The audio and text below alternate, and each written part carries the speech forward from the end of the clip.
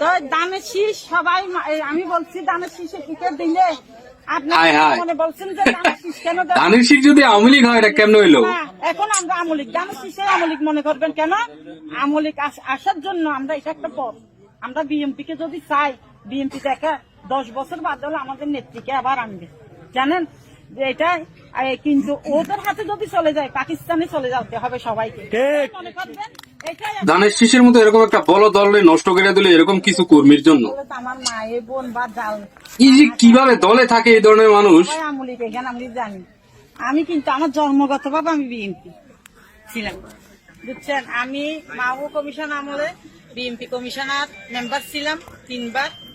এখন দেশে আসছি ডক্টর করে, কিন্তু এখন আমি মা বোনকে বলছি নিজের ইজ্জত যদি রক্ষা করতে, হ্যাঁ, বিএনপির ভোট দিয়ে কি লাভ হবে বলেন? বিএনপিকে ভোট দিই। বিএনপি বলে কথা বলতে পারে না, অবহেলা করবেন, কর্মী হয়ে দাঁড়াইছে। এটাই বলছি যে এটা আমাদের মাতৃ জন্মের কথা। মা বোনরা বলছে যে আওয়ামী লীগকে তুই স্পষ্ট কথা বলে, মানে বর্তমানে তারা বিএনপির হাতে আছে, তারা আওয়ামী লীগ করতো। এখন বিএনপির হাতে ফাজিল কথা। আমাদের আওয়ামী লীগ নাই।